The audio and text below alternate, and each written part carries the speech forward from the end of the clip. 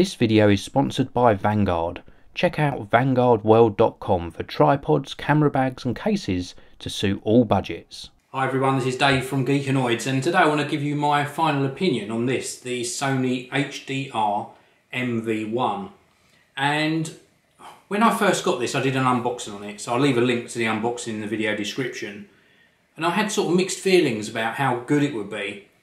It was sort of on the specifications page shouting to me as a mix between an action camera in a slightly larger sort of package, but with great quality audio thanks to these sort of XY configuration microphones. And I'll give you a closer look at this in a short while.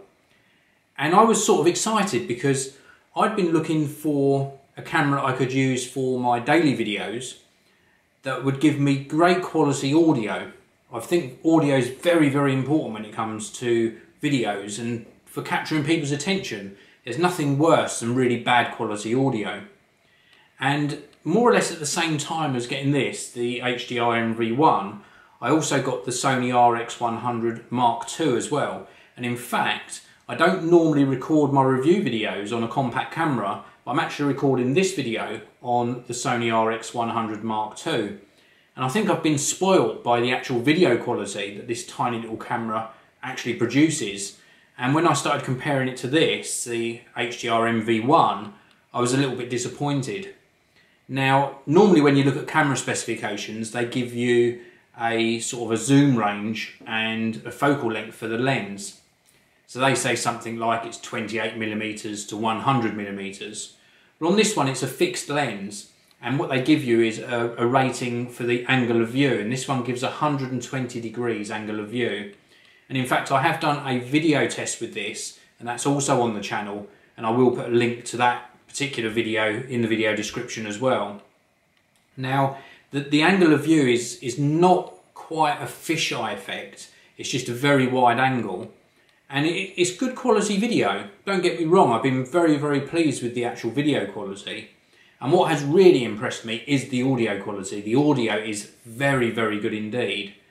But apart from that, I've been a little bit disappointed. I'm going to give you a close-up look at this now, actually, so you get to see what I see when I look through the screen. Now, this is a wide-angle view, so you're seeing pretty much all of that side of the studio in the screen. And you can also see, as I'm talking, the audio level meters going up and down. Now, the screen is very low resolution. It's not very good. I don't know why they put it on the side and why they couldn't give us an articulating screen, but alas, they did it that way. And the menu system is horrible. Very, very horrible menu systems. Let me click in and go into the menu system. Oh, it's powered off. There we go. That was good timing, wasn't it? Let's power it back on. And you can see it's very slow to power on. Oh, there we go. Reinsert the memory card, and it's not touchscreen.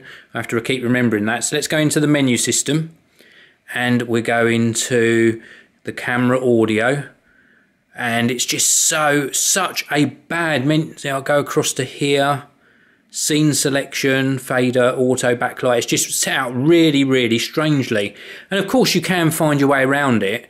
To get rid of the menu, we have to go all the way back up to the X in the top corner. And then we X again to go back out to the recording screen.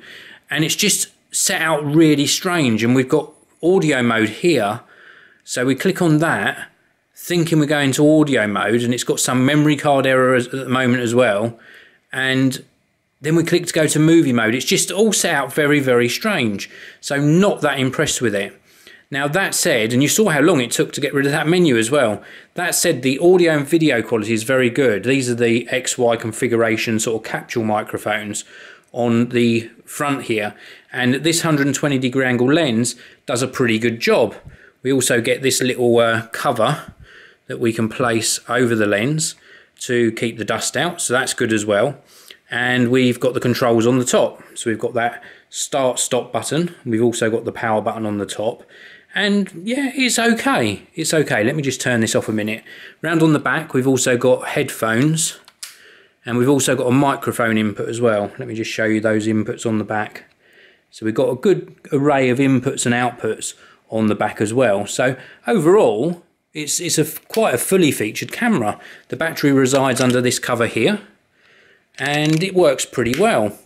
But I just can't understand why they sort of set things out as they did. It also uses micro SD in a flap under the bottom here as well. And why did they not use full size SD? There's plenty of room there, so why restrict us with micro SD?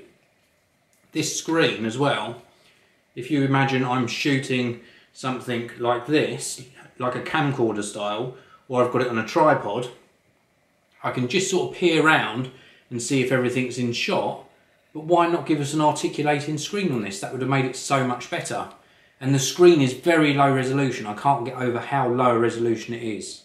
So if you can put up with all of those sort of bad points, i.e. the screen position, the screen resolution, the sort of 120 degree wide angle lens is okay.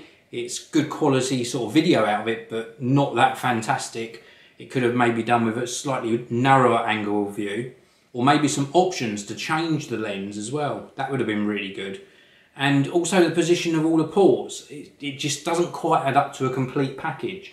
I can see why people would want this.